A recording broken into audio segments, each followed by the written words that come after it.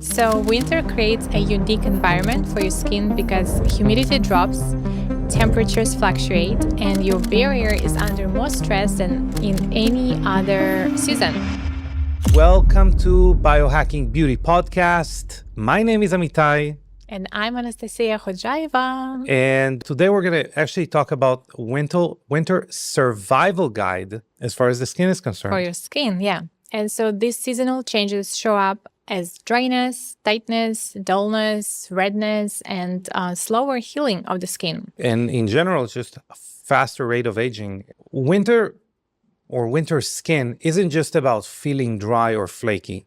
There are real biological changes happening under the surface that can change how your skin functions. Totally. The biggest thing we see and that people really feel is that the skin started to lose water a lot faster. This is actually also a metric in a lot of skincare studies, and it's called trans-epidermal water loss, or you can see it in scientific literature as TEWL. So in winter, this trans-epidermal water loss really skyrockets because the air is cold and dry, and the indoor heating just like sucks the moisture out of the skin even more. Yeah, and that creates, I think, like the perfect storm. Your skin's natural moisture barrier gets disrupted, which means the surface can't hold on to hydration, and the deeper layers start to struggle with repair. That's why people start noticing dullness, fine lines, redness, even sensitivity to products they usually tolerate. So as we get older, the skin naturally produces fewer lipids and fewer what's called natural moisturizing factors. So these are type of like structures and molecules that they act as little sponges inside your skin, and they help it to hold onto water. So imagine you have less and less of them. Yeah. And then, Yes. So in your 30s and 40s, maybe, you just feel like maybe a little drier.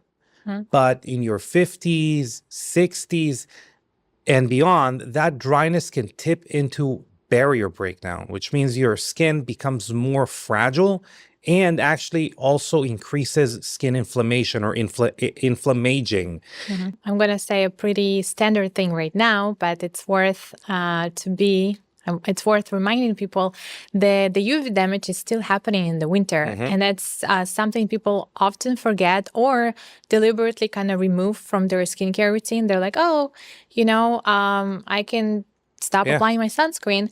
And the UVA rays, which we've recorded a podcast about UV damage, and we talked that you can remember that UVB, it's burning rays. These are the ones that you can actually feel on your skin. Whereas UVA, they're like aging rays. You actually don't feel them. And they get through the door. They get through the window, through the glass. So those rays really contribute to skin aging, and you can attribute skin aging to them, and they're as ever strong in the winter. Like there is no difference in the strength. Moreover, if you live somewhere with the snow, something that people don't realize a lot of the time is that the snow can reflect up to 80% of this UV right back to your face. So you may be wearing like a hat, and then you don't understand that the snow kind of reflects it to your face. So you can be even more. And people that are doing winter sports, they actually are the ones that using the sunscreen because they know you put the ski mask, you go skiing, you come back home, you have red burnt skin in the areas that it wasn't covered by the hat or the scarf. So, but it doesn't happen only on the tip of the mountain. Like if it's winter, guys, just as ever important to still use your sunscreen. Regardless. We also can't ignore the internal part. Yeah. So winter usually means less movement. When we think about winter, where everybody becomes like homebodies, you know, so more sugar, you kind of like start allowing yourself more sugary snacks, and you have like munchies just because it's cold and you want to be warm and fuzzy. Yeah. And then getting ready to hibernate. Yeah, you just like really getting ready to hibernate. Yeah. And then obviously less sunlight. And also in the winter, it's actually the time where people experience the worst sleep, which to me was counterintuitive because I feel like, oh, when it's cold and you like, you know, you actually need colder temperatures in the room to fall into deeper sleep.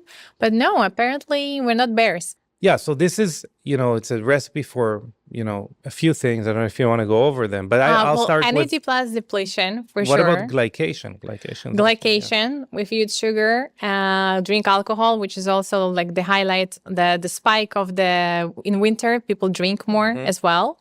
So both alcohol and sugary snacks, foods gonna contribute to glycation. And so slower repair, more oxidative stress, which all of what we just mentioned shows up on your skin and you actually notice right away. That's right.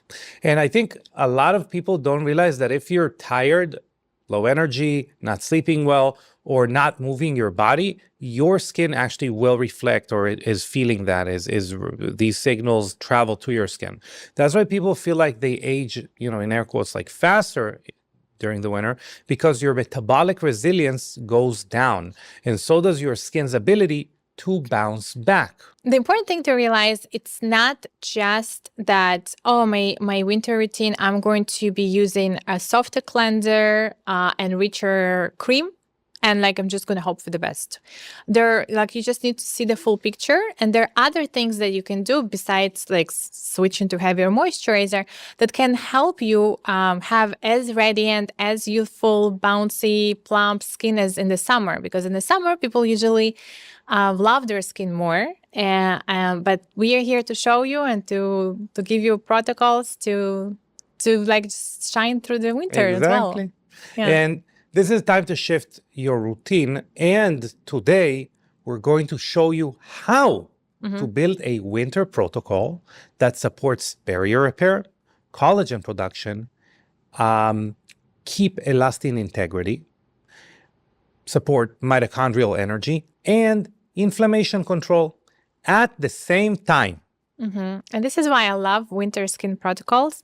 If you do it right, you're not just preventing winter damage, you're actually biohacking your skin to get younger through this season.